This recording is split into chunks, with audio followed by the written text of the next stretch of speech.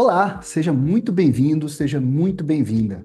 Antes de qualquer coisa, eu quero te pedir uma coisa simples. Fica comigo até o final desse vídeo, não porque eu vou te vender alguma coisa, mas porque o que eu vou te mostrar aqui pode mudar completamente a forma como você enxerga o seu patrimônio, a sua família e seu futuro. E eu prometo, no final do vídeo, eu vou te contar algo importante. Algo que eu nunca expliquei dessa forma aberta antes. Hoje eu quero conversar com você sobre um padrão que se repete no Brasil inteiro. Um padrão silencioso, um padrão que muita gente percebe, mas quase ninguém para pensar de verdade. Você já reparou que nós sempre ouvimos falar de inventário problemático de artistas, de pessoas famosas, mas quase nunca ouvimos falar de inventário de grandes empresários? Toda hora sai notícia. Briga, disputa, processo, família dividida. E quase sempre envolve artistas, cantores, apresentadores, jogadores de futebol. E aí eu te faço uma pergunta muito simples. Será que isso acontece porque artistas são irresponsáveis? Ou será que existe algo mais profundo por trás disso? Porque convenhamos,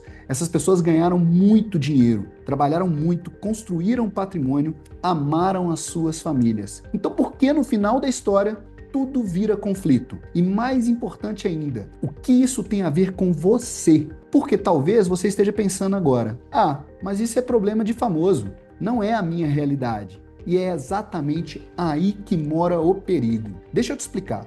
No Brasil, existe basicamente duas formas legítimas de se enriquecer. A primeira é pela arte, a segunda é pelo empreendedorismo, pelo caminho empresarial. O artista se enriquece pela sua imagem, pelo seu talento, pela sua presença. O empresário se enriquece construindo estruturas, empresas, sistemas. E aqui não existe juízo de valor. Um caminho não é melhor que o outro. O problema não está em como a pessoa ganha dinheiro, o problema está em como ela organiza o que construiu. E é aqui que começa a grande diferença entre artistas e empresários. Artistas, em regra, enriquecem como pessoas físicas, recebem cachês, contratos, direitos de imagem. Empresários, desde cedo, aprendem a separar a pessoa física da estrutura patrimonial. Eles aprendem a institucionalizar o patrimônio. E essa diferença muda tudo. Agora eu quero te levar para uma história real. Uma história recente, uma história que talvez você tenha visto pela televisão, mas que eu quero que você enxergue por outro ângulo. É a história do Gugu Liberato. Quando Gugu Liberato faleceu em novembro de 2019, ele deixou um patrimônio bilionário, deixou filhos, deixou família e deixou testamento. Um testamento feito com a melhor das intenções. O objetivo dele era claro: proteger a família. E aqui eu quero que você entenda uma coisa importante, muito importante na verdade. O Gugu não errou porque não amava os filhos. O Gugu não errou porque foi negligente. O Gugu não errou porque foi irresponsável. O Gugu errou porque fez aquilo que quase todo brasileiro faria no lugar dele.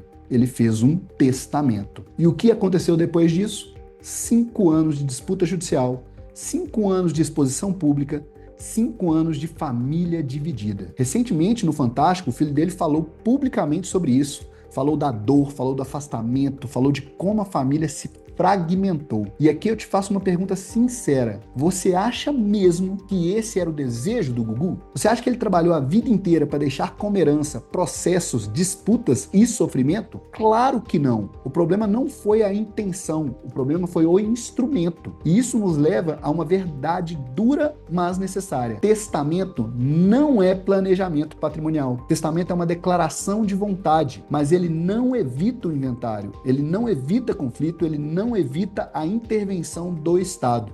Muito pelo contrário. Quando você faz um testamento, você está dizendo para o Estado: depois que eu morrer, resolva isso para mim. E o Estado vai resolver como? Vai resolver do jeito dele, no tempo dele, com as regras dele. E quase nunca isso é rápido.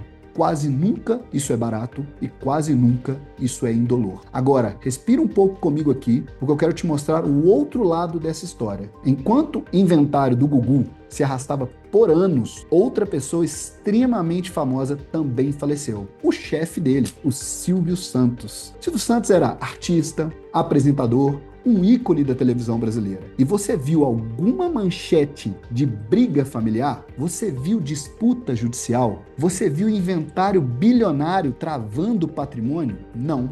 E por quê? Porque o Silvio Santos não organizou o patrimônio dele como artista. Ele organizou o patrimônio dele como empresário. Durante décadas, ele institucionalizou tudo o que construiu: empresas, holdings, estruturas patrimoniais. Ele separou a pessoa física do patrimônio. E aqui vem uma informação que sempre causa impacto quando eu falo. Silvio Santos não tinha imóveis em seu nome. Exatamente, nenhum imóvel na pessoa física do senhor Silvio Santos. E agora eu te pergunto, se você tem um imóvel em seu nome, quem tinha mais imóveis na pessoa física? Você ou Silvio Santos? Percebe como isso muda a forma de enxergar as coisas? O Silvio Santos entendeu algo que quase ninguém entende há tempo. Patrimônio não foi feito para ficar na pessoa física. Patrimônio foi feito para ser organizado, protegido e transmitido. E não, isso não é privilégio de bilionário. Isso é cultura empresarial. E agora eu quero trazer isso para a sua realidade, porque talvez você esteja pensando, mas eu não sou empresário, eu não sou artista, eu sou uma pessoa comum. E é exatamente por isso que esse vídeo é para você. Planejamento patrimonial não é sobre quanto você tem, é sobre responsabilidade. É sobre entender que o problema que você não resolve em vida, alguém vai resolver por você depois. E normalmente quem resolve é o seu filho, a sua esposa, a sua família, no pior momento possível. E aqui entra o que eu chamo das missões do resolvedor. Você que está participando da jornada de educação patrimonial, você é um resolvedor. O resolvedor é aquela pessoa que decide não empurrar mais para frente, que decide assumir o controle. A primeira missão desse resolvedor é parar de achar que isso é assunto para depois da aposentadoria, depois que os filhos crescerem, depois que o patrimônio aumentar. Não é. Quanto antes você pensar nisso, mais barato fica e melhor para sua família. A segunda missão desse resolvedor, sua, é parar de falar de herança. Planejamento patrimonial não é conversar sobre morte, é conversar sobre vida, sobre legado, sobre continuidade. Já a terceira missão é entender que isso precisa ser feito de forma lícita e pública. Planejamento patrimonial não é esconder patrimônio, é organizar. Quem faz errado tem medo, quem faz certo tem tranquilidade. A quarta missão é buscar educação antes de buscar soluções prontas. Antes de perguntar quanto custa, é preciso entender por que fazer. E a quinta missão talvez seja a mais importante de todos os resolvedores: entender que o cenário está mudando. A reforma tributária está redesenhando a tributação no Brasil. Os estados estão perdendo a arrecadação e alguém vai pagar essa conta. E historicamente, quem paga essa conta é o patrimônio acumulado, é a herança, é a sucessão. Isso significa que quem se organiza agora, se organiza com as regras de hoje. Quem deixa para depois, vai pagar com as regras de amanhã. E agora eu chego ao ponto que eu te prometi no início do vídeo.